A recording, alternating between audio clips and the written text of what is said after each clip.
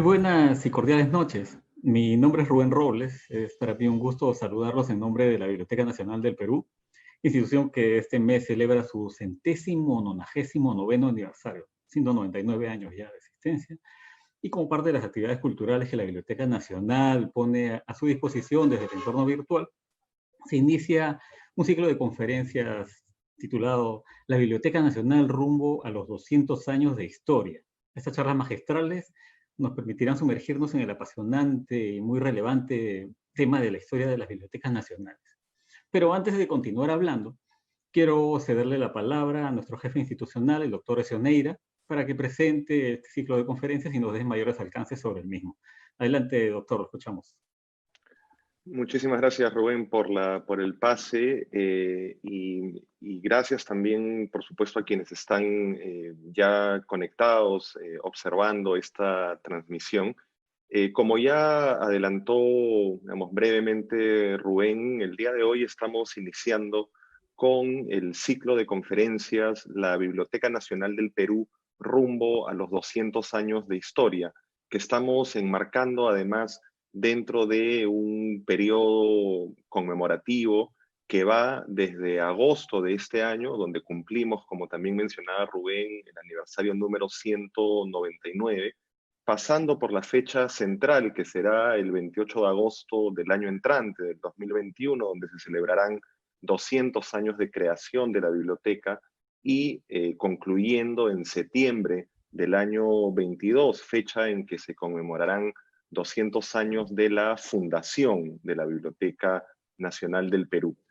Yo creo que esta serie de charlas que inician hoy, que por cierto irán a razón de 3 charlas seguidas a partir de la charla del día de hoy del doctor Horacio González, a quien pronto también ya, por supuesto, introduciremos de una manera más extensa y a quien desde luego también le agradecemos enormemente la aceptación para esta primera charla que estará dedicada, como ya han visto en los anuncios, a la formación de bibliotecas nacionales durante el proceso emancipatorio, con la que abrimos además esta ronda de charlas, pero luego el próximo jueves continuaremos también con ya una charla más específica, si se quiere, sobre la formación de la Biblioteca Nacional nuestra, de la Biblioteca Nacional del Perú, en la relación con una serie de sucesos de importancia en los primeros años de la República, y terminaremos este primer trío de charlas inaugurales con una charla del profesor Pedro Gibovich el próximo jueves 3 de septiembre, dedicada a la Biblioteca Nacional durante la Guerra del Pacífico y la reconstrucción emprendida por el escritor y director de la Biblioteca Nacional, Ricardo Palma, ¿no? Entonces, vamos, estas charlas, repito, creo que van a permitir bueno, y por cierto, yo mismo me interrumpí. Luego de este trío de charlas, a partir de septiembre, comenzaremos ya con charlas mensuales, ¿no? Donde vamos a ir recorriendo diferentes hitos de una institución, pues, que está pronta a cumplir 200 años, una institución, la primera institución cultural de la República, y que pasó, por supuesto, como, digamos, muchas otras instituciones también de esta relevancia, por sucesos históricos de mucha trascendencia, y por algunos sucesos históricos también, valga decir, que fueron traumáticos, ¿no es cierto? No solamente las expropiaciones que se hicieron, los saqueos que se hicieron, incluso en los primeros años de creada la Biblioteca Nacional, sino por supuesto también los que ocurrieron después con la ocupación de Lima durante la Guerra del Pacífico, y ni qué decir también de otro evento traumático posterior, que fue el incendio de 1943, solamente por mencionar quizá 3 de los hitos más importantes en términos de eventos que también generaron, repito, digamos, una situación traumática para la institución, pero a la vez también oportunidades en donde la propia institución se volvió a levantar, ¿no es cierto?, como el ave fénix, y como la revista Fénix también que tenemos, y que hace mención de alguna manera a la capacidad, creo yo, que ha tenido la Biblioteca Nacional del Perú a lo largo de su historia para reconstruirse, para volver a levantarse, ¿no? A pesar de sucesos, repito, que fueron muy dolorosos, muy traumáticos, muy difíciles, ¿no?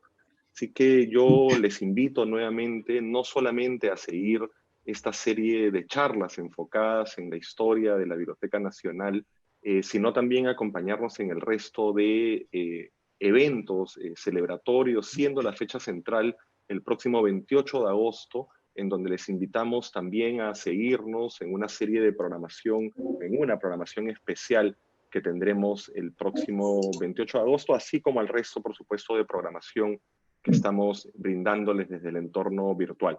Quisiera nuevamente agradecerle muy especialmente al profesor, al doctor Horacio González, por la charla que va a brindar a continuación, y le cedo la palabra de vuelta a Rubén para que pueda ya introducir de manera más apropiada al doctor González, así como a la charla que a continuación escucharemos. Muchas gracias y espero que estas charlas pues sean de provecho de todos ustedes. Doctor Neira, como ya ha adelantado el doctor Neira, es un real honor para nosotros presentar al invitado que tenemos. Y ya que estamos hablando de historia de las bibliotecas nacionales, el doctor Horacio González es un reconocido intelectual argentino, sociólogo, doctor en ciencias sociales, docente universitario, un hombre además de una generación que creció en el debate de ideas, en el diálogo y en la reflexión constante de la realidad, de una realidad que además se ha ido transformando y que han estado observando cómo se transformaba. Fruto de esas investigaciones, ha publicado un enorme caudal de escritos que abordan temas tan variados y atrayentes como la sátira, la locura, la filosofía, el derrotero de la política argentina, la historia y, por supuesto, las bibliotecas, ¿no? El doctor González ha dejado además inscrito su nombre en la Biblioteca Nacional Mariano Moreno Argentina de Buenos Aires, desde donde se le ha reconocido por el infatigable impulso que como director y por un lapso de 10 años, de 2005 a 2015, les brindó a los espacios culturales. En el año 2004 recibió el premio CONEX por su aporte a las letras argentinas. Actualmente se desempeña como editor de la Biblioteca Nacional de Argentina y director del Fondo de Cultura Económica de Argentina, ¿no? En esta ocasión, el doctor González nos compartirá sus conocimientos sobre la historia de las bibliotecas nacionales a través de la conferencia titulada Formación de las Bibliotecas Nacionales durante el proceso emancipatorio. Sin más preámbulos, le cedemos la palabra a nuestro invitado de lujo. Muy buenas noches, doctor González. Adelante, por favor. Lo escuchamos. Buenas noches, Rubén. Buenas noches al doctor Ezio. Buenas noches a todos los que están presentes de esta manera, que es una de las tantas maneras que tiene la presencia de manifestarse. Y les agradezco que hayan confiado en mí para que pueda decir algunas palabras sobre el tema que nos ocupa y que también nos preocupa, que es la historia de nuestras bibliotecas nacionales, cumpliendo casi todas 200 años. Si me permite una pequeña referencia personal, yo era director de la Biblioteca Nacional de la Argentina cuando se festejaron los 200 años de la Biblioteca Nacional, que a partir de ese momento lleva el nombre de su fundador, de Mariano Moreno, que era el primer secretario de la Junta de Gobierno del primer gobierno independiente de la Argentina. Esto suponía una polémica. Comienzo introduciendo el tema de las bibliotecas nacionales como un tema polémico. En primer lugar, en Argentina, voy a tomarme la licencia de hablar primero de lo que conozco mejor. Durante muchos años hubo una polémica sobre quién fundó la Biblioteca Nacional. Esa polémica por la fundación persiste hasta hoy, pero como hay otras polémicas más importantes, esa polémica queda en segundo plano, pero los historiadores profesionales y las líneas historiográficas de la Argentina aún, de vez en cuando, imperceptiblemente, el tema vuelve a surgir, porque no es ni más ni menos que la pregunta de si la fundó un eclesiástico o la fundó el laico doctor Mariano Moreno, que era interpretado en sus acciones como el jacobino de la Revolución de Mayo, el mes en que, de 1810, en que se proclama una suerte de independencia bajo la máscara, como dicen los historiadores profesionales, del rey de España cautivo por Napoleón, por la invasión napoleónica. De modo que era una independencia a medias, pero el gobierno, que es el gobierno de la Ilustración, es la gran tradición de la Ilustración europea, la que está presente en las primeras acciones revolucionarias del gobierno argentino, es la que lleva a fundar bibliotecas y es la que lleva a los militares de la revolución preocuparse por la fundación de las bibliotecas. Es el caso eminente de San Martín, que era un militar de Ilustración, un lector de Diderot, que funda dos bibliotecas, la de Mendoza y la de Perú. En el caso de la Argentina, el debate sobre si la fundación fue eclesiástica, puesto que su primer bibliotecario fue un sacerdote de la Revolución también, pero un sacerdote. Y el decreto de fundación está firmado por el secretario de la Junta, Mariano Moreno, pero se atribuye a sí mismo el papel de fundador, de protector. Por lo tanto, al no existir la palabra fundador, habilita el debate entre la tradición eclesiástica y la tradición laica ilustrada. Digamos que es un debate que ocupó los años 30, 40, 50 del debate histórico de Argentina en el siglo XX, debido a que el nacionalismo argentino insistía en una fundación de la Biblioteca Nacional basada en la tradición eclesiástica argentina, y la tradición de la Ilustración en el siglo XX, recogida por los socialistas y por la izquierda en general, insistía en la figura de Mariano Moreno. La biblioteca no tuvo el nombre de Mariano Moreno hasta los primeros años del siglo XXI, y fue la iniciativa precisamente de un legislador socialista el que promovió la ley de darle el nombre de Mariano Moreno, que insinuaba otro debate latente, porque evidentemente su gran director durante 20 años había sido Jorge Luis Borges. De modo que también ahí evidentemente se estaba tocando un nervio sensible de la intelectualidad argentina respecto a que si una biblioteca nacional debe tener nombre, que ese es un debate también. Creo que la Argentina es una de las pocas bibliotecas nacionales que tiene nombre. La de Cuba, José Martí, no recuerdo otras. Tiene que ser un nombre absolutamente fuera de cualquier discusión política, ideológica, historiográfica, un nombre de unidad de la nación.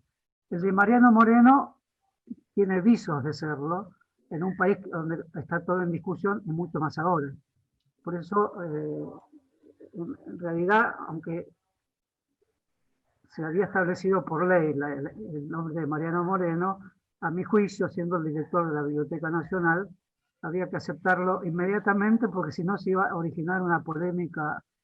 Incluso lo consulté con la presidenta en aquel momento, Cristina Kirchner, que se mostró totalmente de acuerdo con el nombre de Mariano Moreno, porque ella misma se declara morenista. Es decir, con esto estoy insinuando apenas, y no voy a entrar en este debate, que es un debate eminentemente argentino, la historia del siglo XIX, como en Perú también, está viva en el siglo XXI. De modo que las tradiciones políticas que originaron la revolución, en forma latente, encubierta, oblicua, como sea, están presentes. Y al declararse la presidenta como morenista, cosa que no pertenecía a la galería de héroes del movimiento político al que pertenece la presidenta, que es el peronismo. El peronismo no es morenista, no fue morenista. Por eso formaba parte de un debate respecto al ideal jacobino que tenía el inicio de la revolución.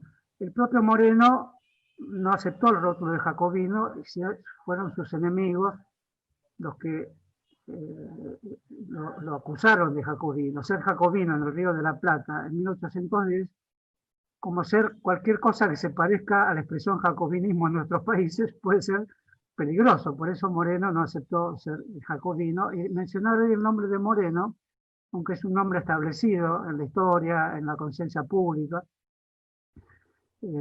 significa, bien o mal, una toma de partido. El El decreto de fundación de la Biblioteca Nacional es un decreto típico de ilustración. Y dice, si esta biblioteca no sirviera para ilustrar a los pueblos, mejor que se queme como la Biblioteca de Alejandría. Estos son párrafos exigentes, un poco insólitos. Es decir, alguien que funda una biblioteca y que tiene en cuenta que se debería quemar, como la Biblioteca de Alejandría, el gran mito de las bibliotecas. Por otro lado, las bibliotecas se queman, muchas se han quemado, se saquean o se expolian, como ocurrió con la Biblioteca de Irak cuando la invadió el ejército norteamericano. Y como ocurrió, como acaba de decir el director de la Biblioteca del Perú, en la Guerra del Pacífico, con la Biblioteca Nacional del Perú. Es decir, las bibliotecas son fuertes símbolos de la cultura, fuertes símbolos de la ilustración, de la forma en que se interprete la ilustración, sea una forma elitista, que en nuestro caso no compartimos, sea una forma popular, de las tradiciones populares, que sí aceptamos como absolutamente válida y que hace que las bibliotecas nacionales deban permanecer como ejes, como corazón y como centro, como imán atractivo de todas las tendencias culturales de un país, cosa que está en peligro, cosa que no es fácil mantener hoy. Hoy las bibliotecas nacionales están en una situación que deben continuamente esgrimir la mejor argumentación para permanecer como centro de la memoria crítica, centro de la promoción de la lectura y centro de la promoción de los debates más profundos que pueda tener una nación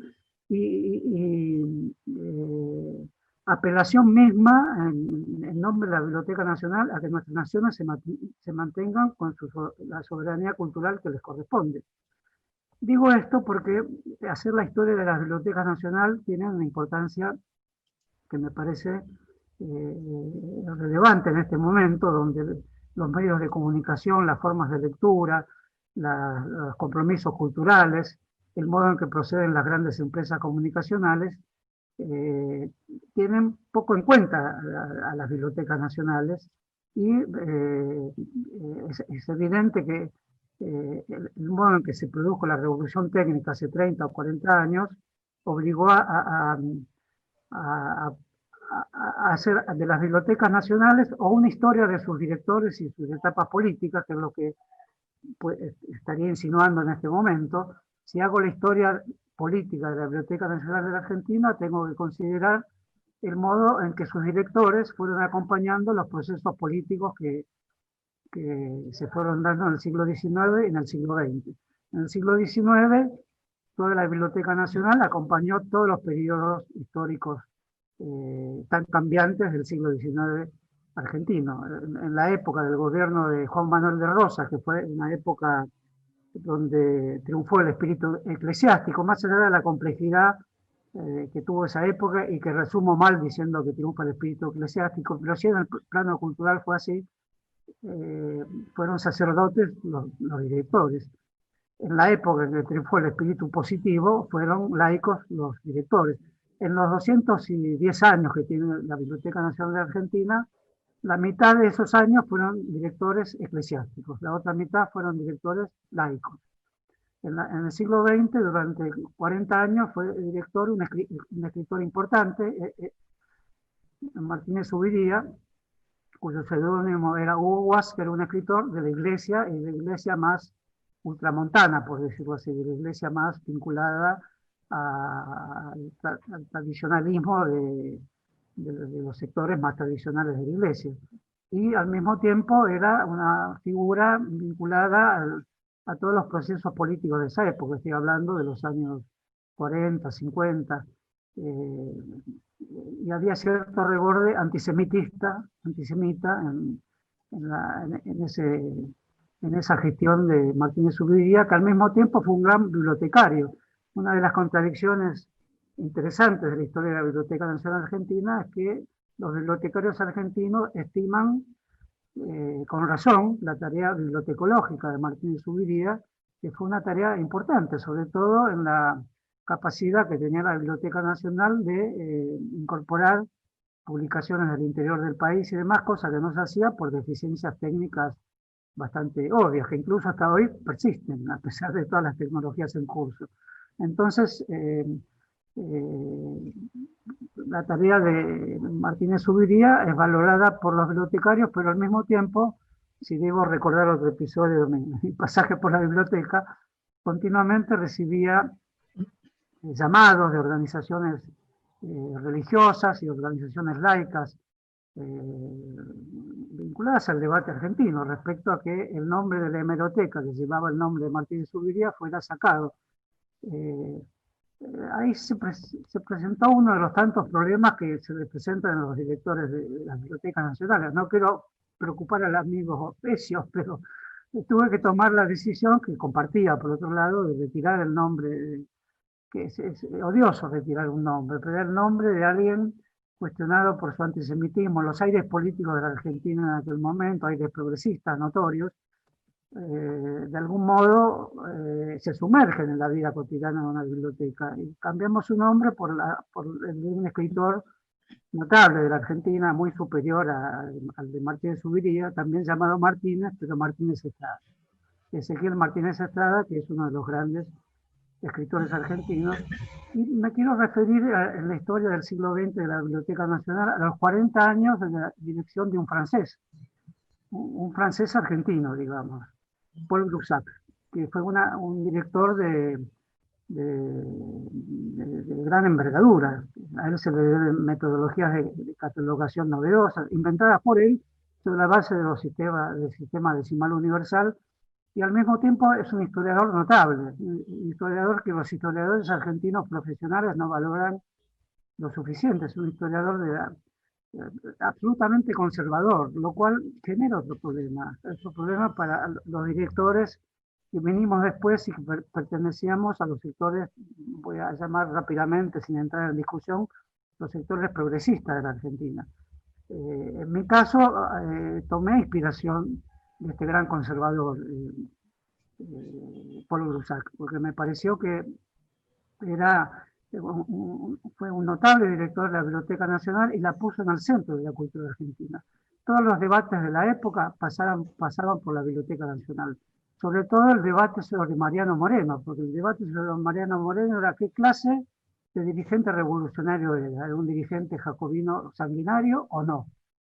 En el caso de Groussac, que tiene excelente documentación y grandes libros sobre el tema, negó la condición jacobina de Moreno, que era lo que correspondía a su proyección hacia el pasado de su propia figura, como francés antijacobino, que era Paul Groussac, lo convirtió en un moderado dirigente independentista. De modo que eso revela el papel de las bibliotecas nacionales como parte de un presente álgido, de un presente agitado, en el papel evidente que tienen para reconstruir un pasado. Como sabe bien todo historiador, los derechos que el presente tiene sobre el pasado son notables y a veces injustos, porque reconstruyen mal el pasado, pero el pasado es lo reconstruible por excelencia. Entonces ahí Paul Groussac en sus 40 años hizo una tarea que colocó a la Biblioteca Nacional en el centro de los acontecimientos culturales. Con Borges no fue exactamente así, porque Borges fue un director, vamos a llamarlo rápidamente, simbólico de la Biblioteca Nacional. Sus 20 años en la Biblioteca Nacional fueron los 20 años, también como toda la historia argentina, sumamente conmovedores, por 20 años de violencia política permanente, y Borges pertenecía a un sector notorio del conservadurismo argentino. Hay ahí otro gran dilema. Nosotros hicimos una gestión borgiana en la Biblioteca Nacional, siendo partidarios de una nación no conservadora en el sentido de cómo interpretar su presente social, y sí conservadora en el sentido de interpretar sus tesoros culturales y sus acervos y patrimonios de ser custodiados. ¿Se entiende entonces cuál era nuestra situación? Hicimos una gestión que restituyó el nombre de Borges, porque el nombre de Borges le era antipático al propio gobierno al que en aquel momento estaba gobernando el país, por las notorias posiciones políticas de Borges. Pero nuestra tarea, ya no quiero hablar demasiado de esta cuestión, pero me parece que pertenece al acervo de todas las bibliotecas nacionales, fue justamente valorar, escindir las eventuales opiniones políticas que pudiera tener un director de la Biblioteca Nacional o un escritor en general o cualquier persona que sea, de sus valores literarios, de sus valores filosóficos, del valor de sus aportes para el conocimiento en general. Y esa decisión es la que recomiendo desde el punto de vista de una gestión bibliotecaria, es decir, tomamos todos los acervos y todos los patrimonios culturales que están en condiciones de sostener las bibliotecas nacionales, que son siempre frágiles ante la revolución tecnológica, por más que la incorporen y por más que viven pensando cómo en actualizarse, y debemos pasar por alto el modo en que se construyó la historia de cada director en relación al partido político, al momento histórico y a las decisiones que tomaban los gobiernos que se iban sucediendo en el interminable conflicto político que tienen nuestros países.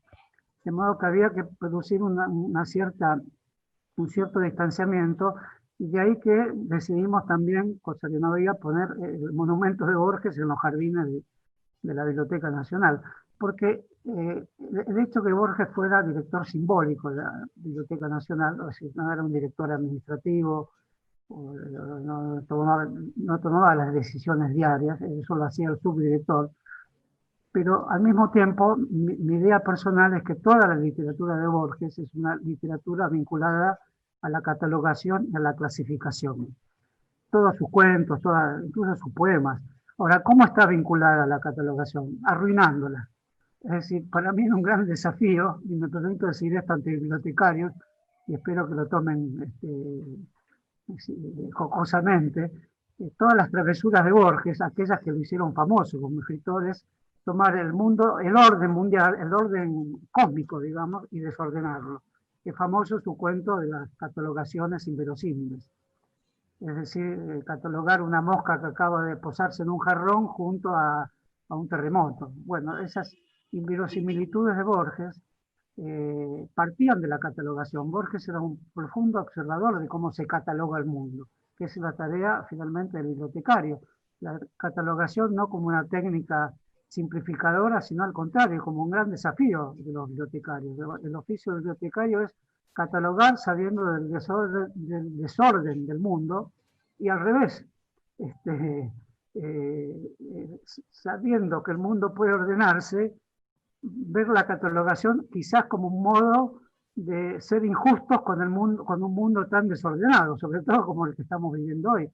Entonces me pareció que era una interesante aventura intelectual incorporar también el modo en que Borges jugaba con la catalogación. Entonces todo eso para mí fue una gran experiencia que me permitió ver las bibliotecas nacionales como un lugar esencial a ser custodiado, y declararnos un valor central, como dije ya, y un valor trascendente de la vida de las naciones. ¿Y por qué digo esto? Porque además de la historia de los directores, que puede ser vista como superestructural, si queremos emplear esta palabra, como efímera o como pasajera, está la historia de sus metodologías, de sus técnicas de catalogación, y hoy podemos dividir la historia de las bibliotecas nacionales en relación a los sistemas de catalogaciones anteriores, que eran los famosos sistemas heredados de la bibliotecología que hizo Kant o que hicieron Leibniz, que fueron dos filósofos bibliotecarios. Es decir, la catalogación por los sistemas que hoy nos parecen rudimentarios, ya sea alfabéticos, ya sean los sistemas decimales que heredó toda la bibliotecología latinoamericana, de la bibliotecología norteamericana, de los grandes bibliotecarios norteamericanos, incluido Franklin, ¿no?, que fue el padre de las bibliotecas populares norteamericanas. En ese sentido, me parece que ahí esa historia no está escrita adecuadamente, porque el gremio bibliotecario, los bibliotecarios latinoamericanos, están digamos, el gremio se desbalanceó respecto a la tradición humanística cuando las carreras de bibliotecología, la Biblioteca Nacional de Argentina tiene una carrera de bibliotecario fundada por Borges precisamente, se sumaron de una manera abrupta a los nuevos sistemas de digitalización. Digo una manera abrupta, y esa es la discusión que que quise hacer, pues una manera abrupta es digamos, hacer una transición que abandone las grandes tradiciones humanísticas y segmente las bibliotecas entre su política cultural y las políticas de digitalización que tienen sus problemas, al mismo tiempo que tienen sus ventajas. Las ventajas las conocemos, de esas ventajas vivimos todos, que es la consulta remota, es la capacidad de extensión de la lectura, es la expansión del lector no presencial. También se escindió la idea de lectura entre el lector presencial y el lector remoto, y eso no me parece mal, pero lo que sí siempre me pareció que había que tomar con cuidado era que no se desbalancee la proporción entre lo presencial y lo remoto, y que si ocurría ese desbalanceamiento, ese desbalance como ocurre hoy, y más ocurre con la pandemia, no se convirtiera en una apología de los sistemas de consulta remota que impidiera que fueran complementados con la presencia viva en las bibliotecas nacionales. Ese es un tema fuerte, porque si la presencia viva en las bibliotecas, en el caso de la Argentina, que es un gran edificio, es un edificio donde caben muchos lectores, un edificio construido en los años 80 del siglo XX, en su momento fue un edificio muy discutido por su modernidad extravagante, digamos, construido por un gran arquitecto que acaba de fallecer, Florindo Testa, y fue construido inmediatamente antes de la gran revolución tecnológica, por eso no había espacios para poner computadoras y demás. Eso originó un problema arquitectónico interesante también. O sea, vivimos en un mundo que ha cambiado de una manera súbita y voluptuosa, digamos, y además sumamente atractiva. No tenemos por qué hurtarnos de ese atractivo. De ninguna manera estoy diciendo eso. Tenemos que hacer nuestro balance o hacer nuestras fórmulas de enjuiciamiento a todo lo que vivimos en relación a conservar a las bibliotecas nacionales como lugar vivo de la presencia cultural de un país, como lugar en donde la lectura se ejerce de todas las maneras posibles y se toma al lector ya formado como lector y se forma lectores que no han sido formados como lectores. Ese lugar crucial no puede ser abandonado en nombre de un entusiasmo que puede llegar a ser ficticio respecto a las nuevas tecnologías. A las nuevas tecnologías tenemos que tener el entusiasmo democrático, el entusiasmo político, el entusiasmo social y el entusiasmo científico que corresponda. Y muchas veces no se sabe bien cuál es el que corresponde por la vertiginosidad que tiene esta revolución tecnológica que sustituye otros modos de los cambios sociales que se dieron en el pasado en relación a las bibliotecas. Por eso la pregunta es hoy, ¿hacemos la historia de la biblioteca en relación a sus ejes políticos, ideológicos y las etapas políticas del país, o en relación al modo en que se fueron dando los cambios tecnológicos por los cuales se ejercía lo que una biblioteca tiene que hacer desde el punto de vista de catalogar, clasificar, dar a leer, promover la lectura? En el caso de la Biblioteca Nacional de Argentina, sin tener a su cargo las bibliotecas populares, que son 2.500 en el país, son muchas. Esta la fundó Sarmiento al final del siglo XIX, y la Biblioteca Nacional, a diferencia de otras bibliotecas de Latinoamérica, no tiene a su cargo ni el derecho de autor, ni el ICBN, ni las bibliotecas populares.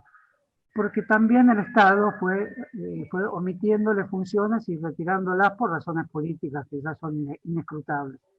Ahora quiero referirme muy rápidamente a la Biblioteca del Brasil, que es interesante cotejar con nuestras bibliotecas, tanto la Argentina con la de Perú.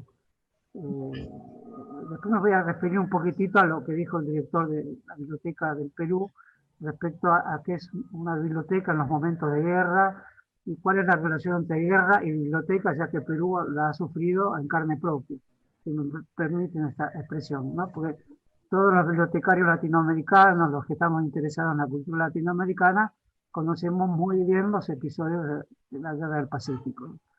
La Biblioteca del Brasil tiene una diferencia, que fue fundada en Portugal, y fue fundada más o menos a la altura del gran terremoto que asoló Portugal al final del siglo XVIII. Fue fundada por la monarquía portuguesa.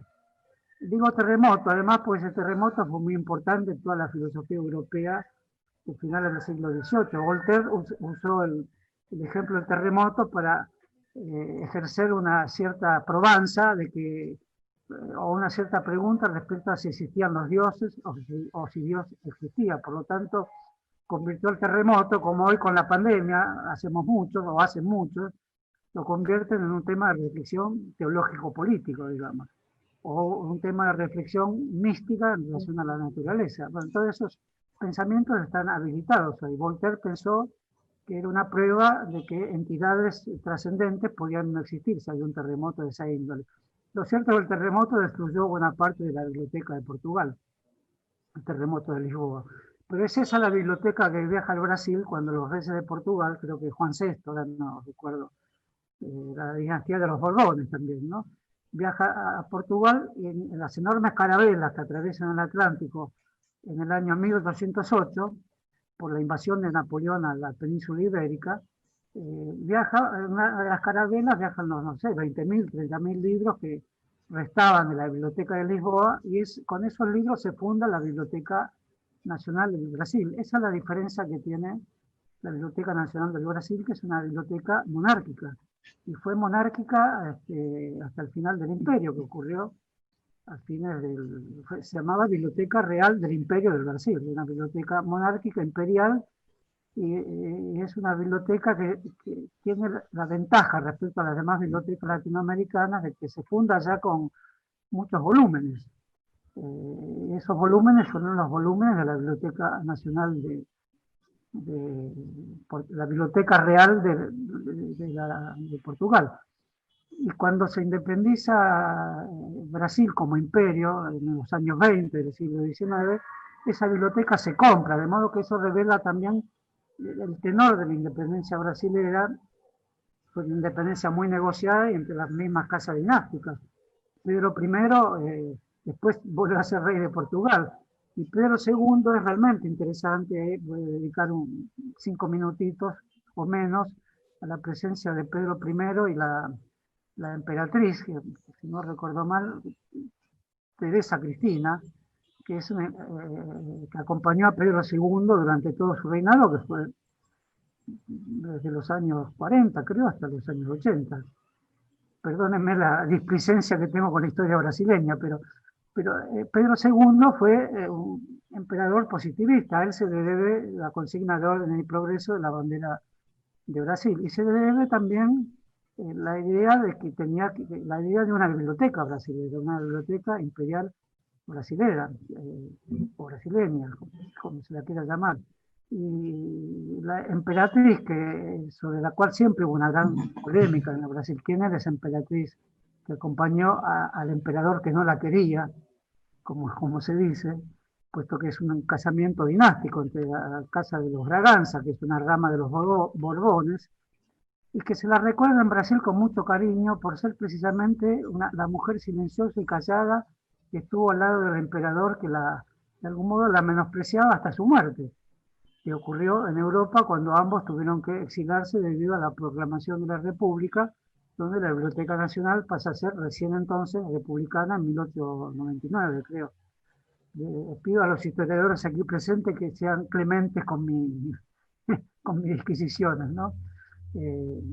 Entonces, quería mencionar que uno de los tesoros más importantes de la Biblioteca Nacional de Brasil, que tuve oportunidad de ver, es lo que coleccionaba la emperatriz silenciosa. La emperatriz que no se hacía notar, era una gran coleccionista, coleccionaba no solo tesoros artísticos que provenían de la casa borbónica de las dos Sicilias, de donde provenía, ella era, creo que, no sé si italiana, no recuerdo bien, pero era la rama de los Borbones que gobernaban las dos Sicilias hasta que Garibaldi independiza las dos Sicilias. De modo que esa complejidad tiene la Biblioteca Nacional de Brasil. El álbum de fotografías, de miles de fotografías de Teresa Cristina, que es un nombre muy conocido en Brasil por el pueblo brasileño, complejísimo pueblo, como son todos, quizás mucho más el de Brasil, tiene hasta hoy un enorme fervor por la emperatriz, la emperatriz que es menospreciada, digamos. Y sin embargo, uno de los tesoros principales de la Biblioteca Nacional de Brasil son las colecciones que acuñaba, que preservaba y que custodiaba y que además adquiría en Europa la emperatriz. De modo tal que ahí entramos en el dilema de qué valen nuestras bibliotecas nacionales, qué tesoros tienen, qué antigüedad tienen respecto a sus materiales, a las evidencias de sus grandes colecciones. Perdón, no sé si alguien me decía algo. No. Bueno, sí, sigo. En la Biblioteca Nacional de Brasil hay una de las últimas Biblias hechas a mano, antes de Gutenberg, ahora no me acuerdo cómo se llama, la Biblia de Maguncia. He tenido la oportunidad de verla, es emocionante, uno se emociona viendo esos testimonios del pasado, que no se sabe cómo se conservan. La respuesta es, ¿no se sabe? Sí se sabe, porque estamos nosotros, los bibliotecarios. Seamos o no bibliotecarios de profesión, no es mi caso, pero somos bibliotecarios, pensamos en términos bibliográficos o bibliófilos. Tenemos el amor por los libros y el amor por los lugares donde están los libros. Por lo tanto, no podemos no emocionarnos. Y la biblioteca en la Argentina es más pobre desde el punto de vista de profundidad histórica. Es una biblioteca que tiene los libros incautados a los jesuitas, como también en Perú, incautados a los no revolucionarios. El primer ejército revolucionario de la Argentina incautó libros de las bibliotecas eclesiásticas. Esa fue la primera formación de los libros que hubo en la Biblioteca Argentina, y después los donados por los generales de la época. El general Belgrano era un general ilustrado, también era un general fisiócrata de ilustración, y hay libros del joven Mariano Moreno, que es un personaje a mi juicio más importante, era el abogado de la Revolución, y hay algunos libros jurídicos, y hay una página de la Biblia de Gutenberg que tiene mucho valor, pero es una página, o sea, no es una página, bueno, es algo, pero quiero decir, la Biblioteca Nacional de la Argentina no tiene códices como he visto en la de Perú, de Garcilaso de la Vega, creo que, si no me equivoco, es así. No tiene un rollo, no tiene algo que sustente lo que me da la impresión que es lo que responde a la pregunta, ¿cuál es el valor de una biblioteca nacional? No digo vista con los ojos del financista, pero también puede ser vista con esos ojos, pues el negocio de los papeles antiguos, bien sabemos que existe en todos lados. Una página de Borges vale mucho en todo el mundo. La Biblioteca Nacional de Argentina no tiene ningún manuscrito de Borges, ninguno. Están todos en Estados Unidos por el valor de mercado que tienen. Entonces, ¿qué vale un rollo del Inca Garcilaso? No tenemos la valoración de eso, y mejor no tenerla, porque si se tiene, corre peligro. Y nuestras bibliotecas lo que valen es por los lingotes de oro que tienen, como si fuera la Reserva Federal de los Estados Unidos, y perdónenme el ejemplo, los lingotes que tienen se llaman Garcilaso de la Vega, o se llaman una página de la Biblia, o se llaman las fotos de la emperatriz Teresita Cristina. Es decir, eso es lo que tenemos que saber, que es el valor sobre el cual estamos trabajando, el valor sobre el cual estamos catalogando. Y por último, porque creo que ya me extendí demasiado, quiero decir también que las bibliotecas son lo más expuesto que hay desde el punto de vista del símbolo que tienen. Siguen siendo un símbolo que un agresor, un ejército enemigo, lo que fuera. Estoy diciendo palabras difíciles, ¿no? Pero ocurrió en Irak y ocurre cotidianamente. Si alguien quiere amenazar a un país y quiere decir que ha triunfado sobre un país, la biblioteca es un objetivo, no es cualquier cosa una biblioteca. Uno puede decir, un ejército quiere tomar un canal de televisión. Sí, por supuesto. Uno puede decir, militarmente vale más un canal de televisión que una biblioteca. Pero como símbolo, una biblioteca es intacta. Es un gran símbolo las bibliotecas nacionales. No en vano, aún hasta hoy, Perú reclama libros a Chile. No quiero entrar en disquisiciones que no sería de mi competencia, ni creo que hoy sean útiles, pero es evidente, un ejemplo mundial, así como lo es la Biblioteca de Irak y muchas otras, respecto a que son símbolos que hay que custodiar y que sabemos que son un símbolo valorable en lo profundo del corazón de los pueblos cuando ocurren desgraciados o desdichados episodios de índole bélica donde nos damos cuenta que para otros invadir una biblioteca nacional es un acto que repercute en los corazones de los pueblos también. Por más que uno tenga Wikipedia a mano y diga no voy más a la biblioteca nacional.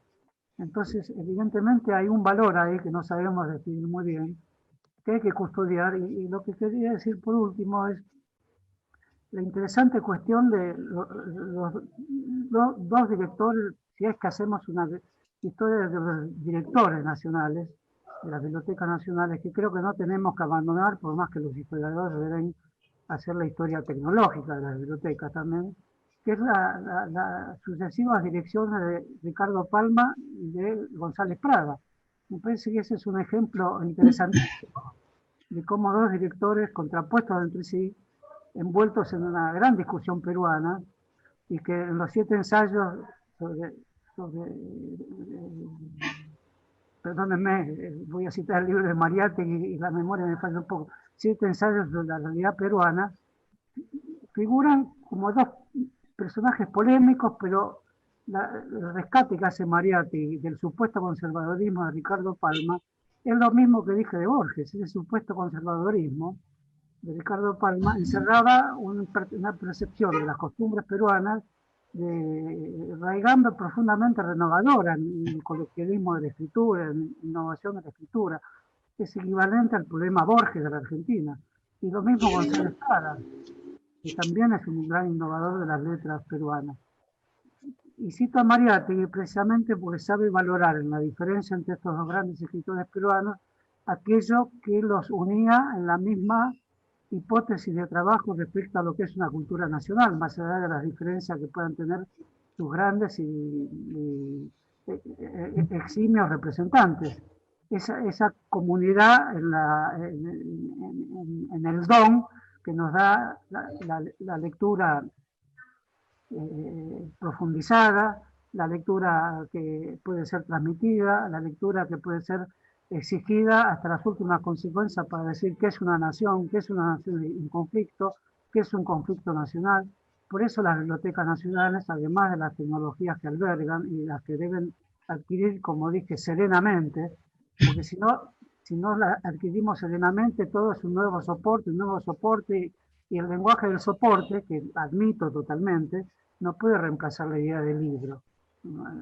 Muchas personas terminan diciendo en qué soporte está esto, y si se comienza a debilitar la idea del libro como objeto, se comienzan a debilitar nuestras bibliotecas nacionales, para nosotros mismos, pero si efectivamente alguien quiere afectar el símbolo de una nación, todavía va a ir a afectarlo a una biblioteca nacional y todavía va a pensar en sus sueños más ominosos que puede saquearle sus libros.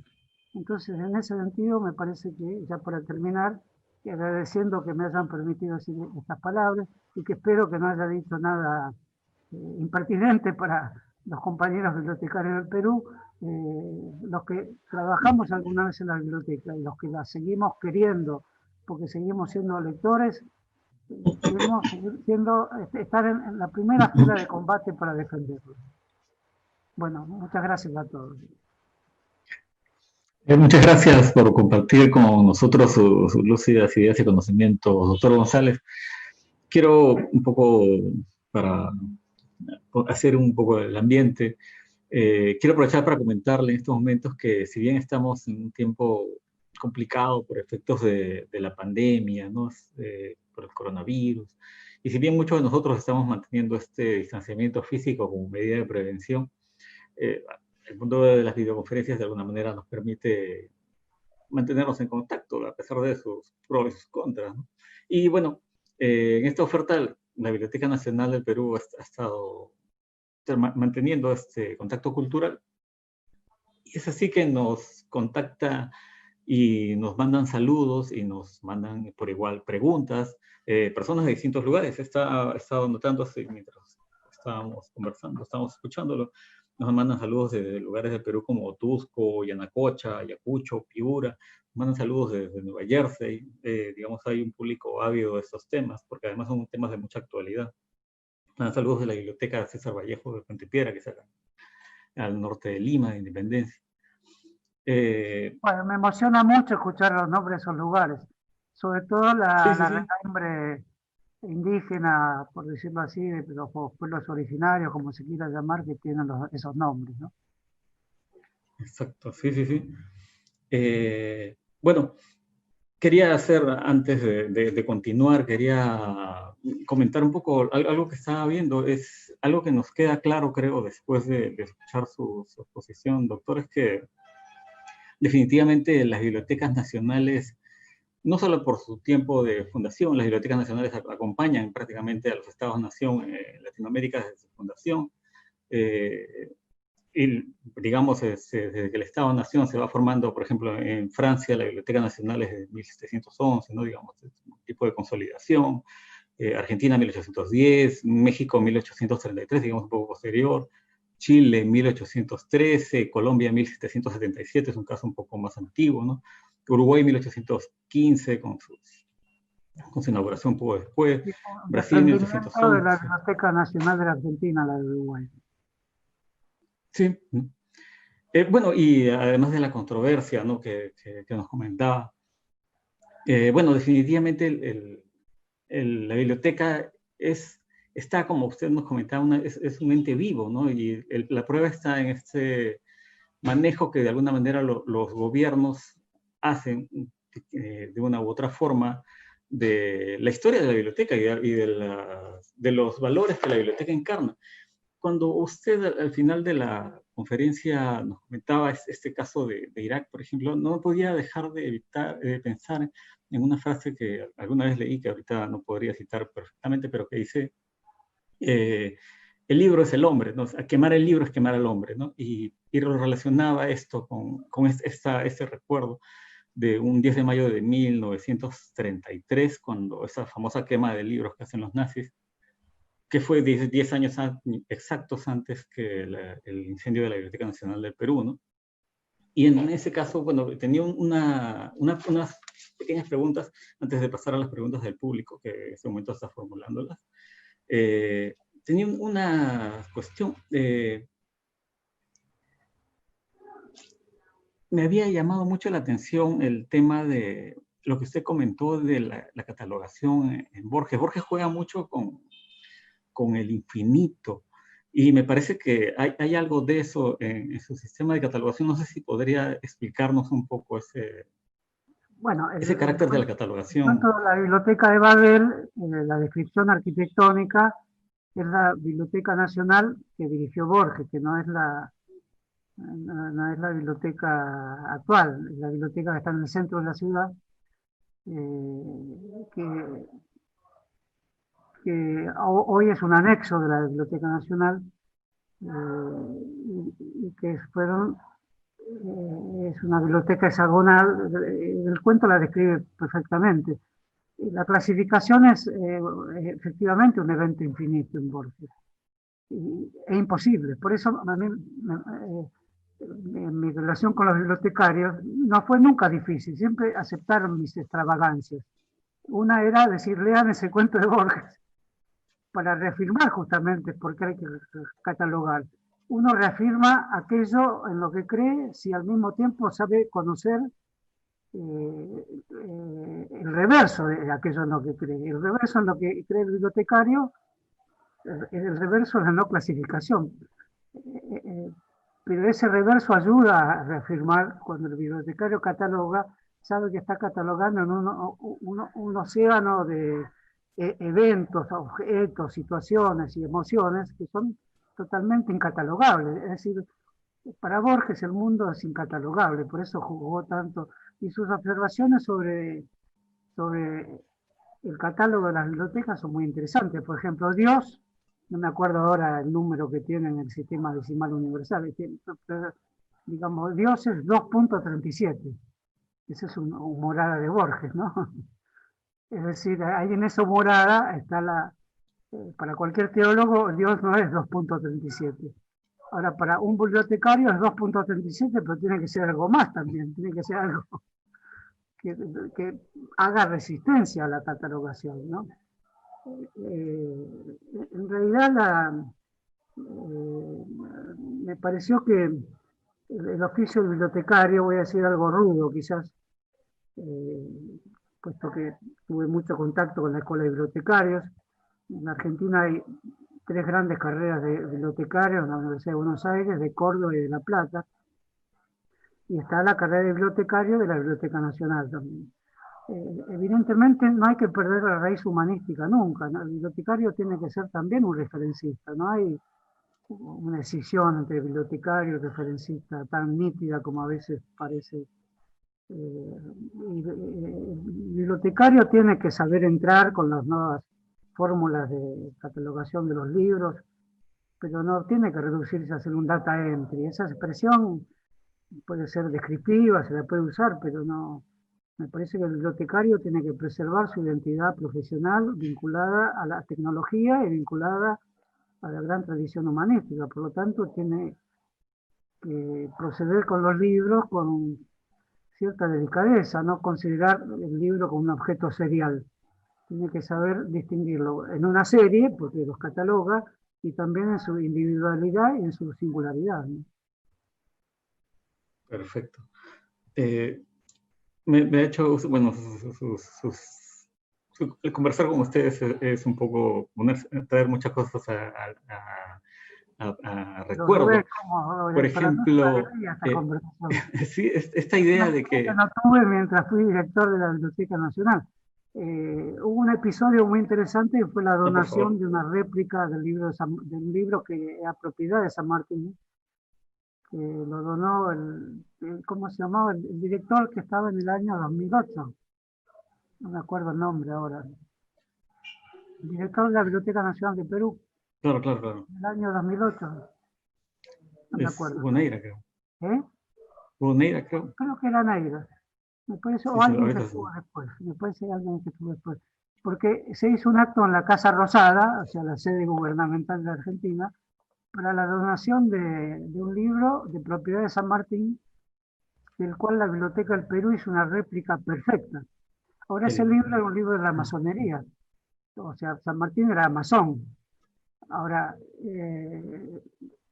siempre hubo una discusión en la Argentina, ¿cuán masón era San Martín? Ahora, evidentemente ese libro era un libro de la masonería que tenía San Martín y que debe estar, bueno, está en la Biblioteca Nacional de Perú. Y la réplica está en la biblioteca.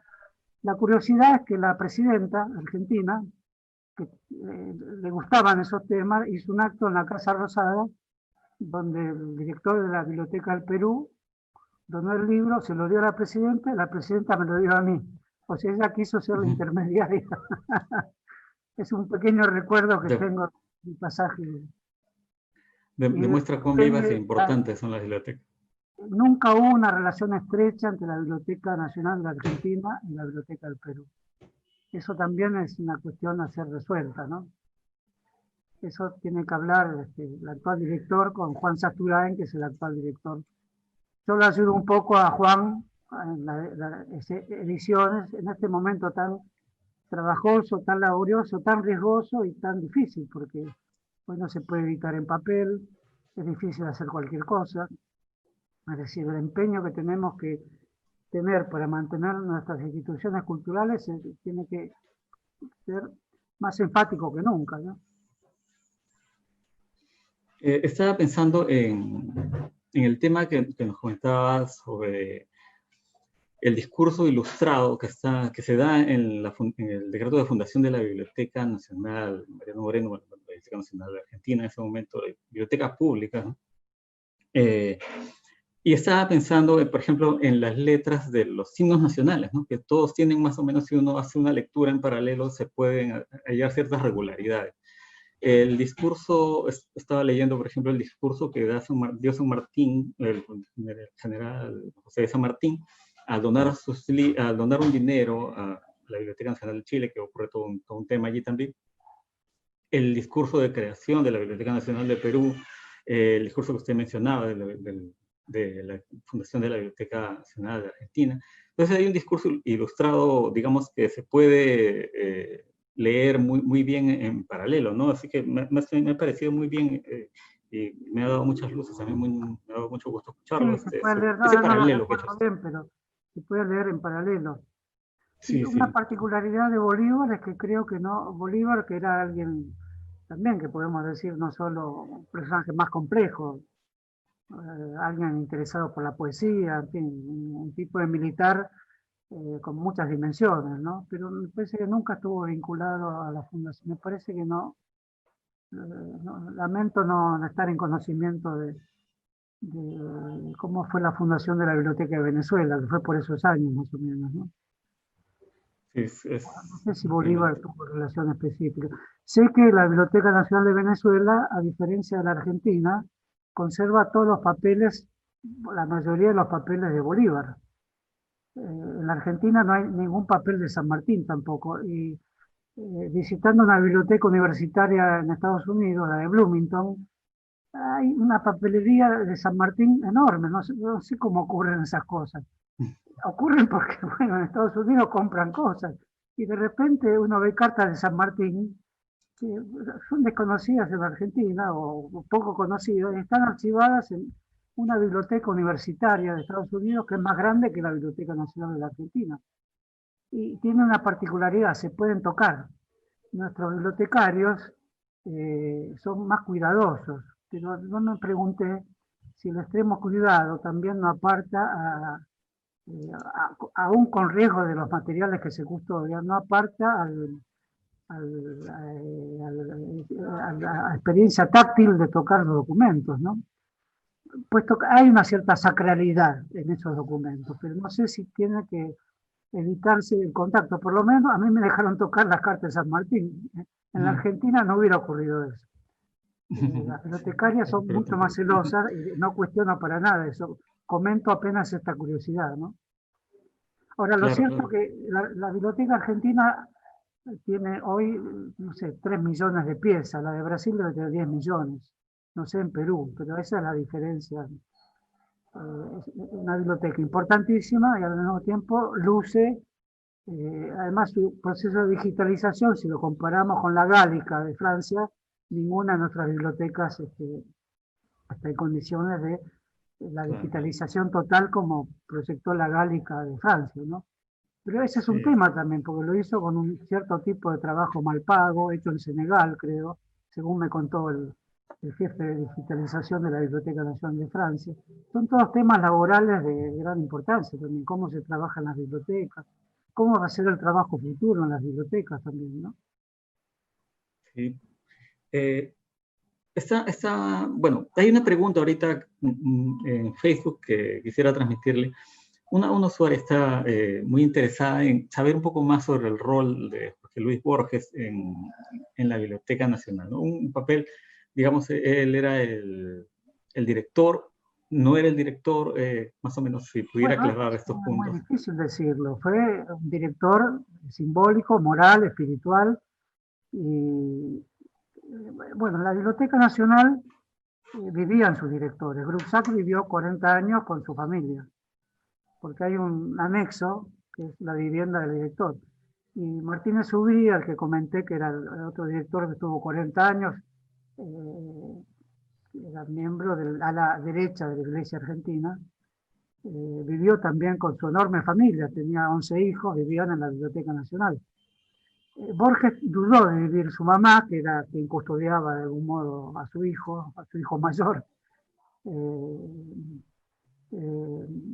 Quería que fuera a vivir a la Nacional, pero Borges no vivía a 15 cuadras, iba todos los días caminando, por eso, como la Facultad de Filosofía y Letras, donde yo estudiaba, estaba a una cuadra de la casa de Borges, no hay estudiante de aquella época no haya cruzado la calle con Borges, porque Borges se paraba en una esquina y esperaba que alguien lo cruce. No hay nadie que yo conozca que no haya cruzado, de verdad o míticamente, a Borges de esquina a esquina, ¿no? Porque salía a caminar para ir a la Biblioteca Nacional y se había opuesto al traslado de la Biblioteca Nacional, al nuevo edificio, que es un edificio de un tipo de modernismo extraño de definirse, lo llama brutalista porque tiene todos los elementos a la vista. Borges lo incluyó porque no lo veía y se negó a ir a ese edificio. De hecho, aunque firmó los papeles para que se construyera, de todas maneras se inauguró cuando Borges ya no era director, ¿no?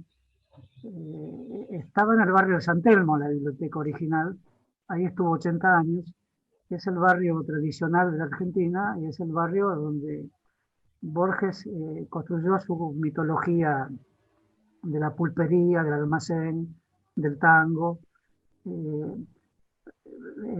Borges fue director de la Biblioteca Nacional en el periodo exacto en el que en donde se derrocó el gobierno de Perón y donde volvió a gobernar el peronismo. Fueron 18 años. Borges fue director durante esos 18 años. De ahí que para el movimiento, el complejísimo movimiento popular de la Argentina que se llama peronismo, Borges era un personaje que no formaba parte de su elenco de héroes. Por el contrario, era el eminente representante de todo lo que había contribuido al derrocamiento del gobierno de Perón. Y la historia de esa relación de Borges con los sucesivos gobiernos es una historia de temor que está muy bien narrada por su gran amigo Adolfo Bioy Casares, cuyo libro es esencial, que se llama Borges, es una memoria irreverente de su relación con Borges, irreverente y es una gran historia intelectual de todos esos años, donde cada cambio de gobierno, en general por golpes de Estado, hubo por lo menos 5 o 6 gobiernos entre la caída del peronismo en el 55 y el retorno de Perón en el 73.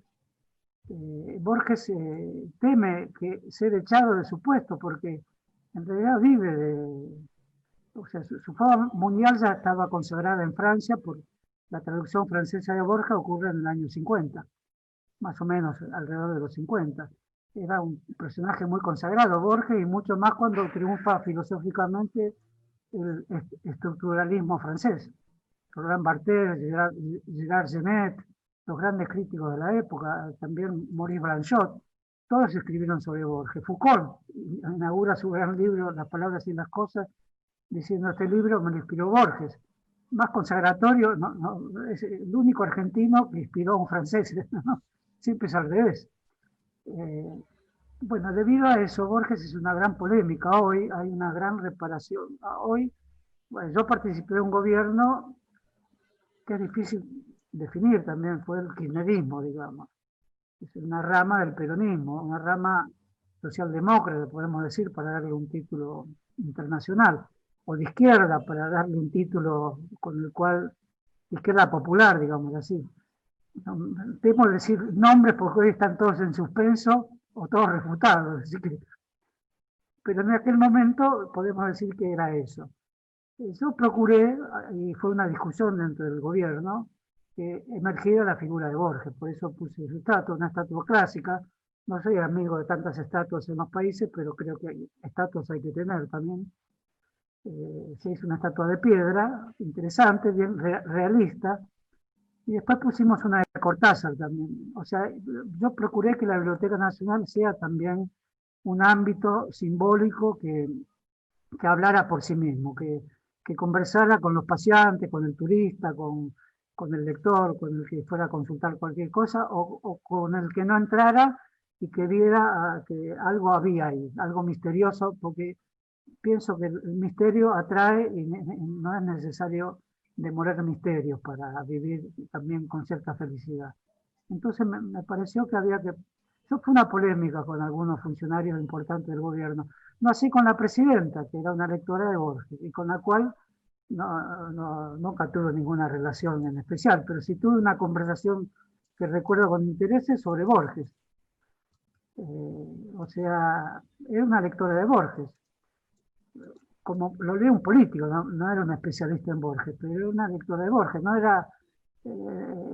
para mí no fue cualquier figura la presidenta de la Argentina, más allá del modo en que fue injuriada, porque en su espíritu gubernativo había intuiciones de gran importancia respecto a salir de los esquematismos con los que se forma una cultura nacional, de los encajonamientos que cierran el espíritu democrático, incluso de partidos que se declaran democráticos, pero que tienen sus rituales que forman paredes que clausuran la admisión de la diversidad.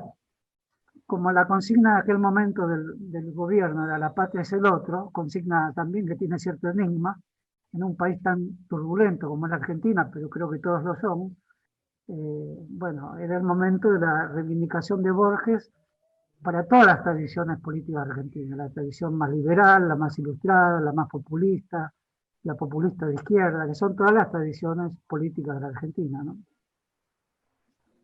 Doctor, definitivamente creo que uno de los problemas que uno enfrenta, si quiere hablar un poco de la historia de nuestras bibliotecas nacionales, es cierta escasez de documentos, cierto desorden. En Perú, por ejemplo, digamos, la primera historia de la Biblioteca Nacional la hace Ricardo Palma. Tengo entendido que en Argentina la hace Paul Grusac. Paul Grusac, sí, sí. Hay dos historias, permítame una jactancia estúpida. Perfecto, por favor. La segunda la hice yo. Sí, sí, claro. Sobre la base de la de Grusac. Pero Grusac fue un gran historiador. Fue un gran historiador minucioso, caprichoso. Borges mismo, que lo combatió mucho, Grusac, el joven Borges combatió contra Grusac, como toda la generación de jóvenes escritores. Y sin embargo es un reivindicador de la ironía de Grusac.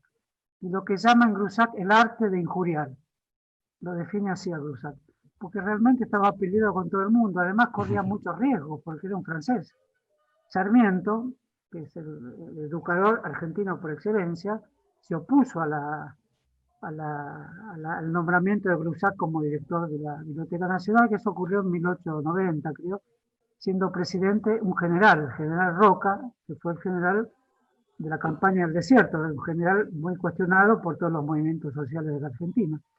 Y el que sostuvo a Grusac, o sea, un francés, director de una biblioteca nacional. Fue el general Roca, ¿no?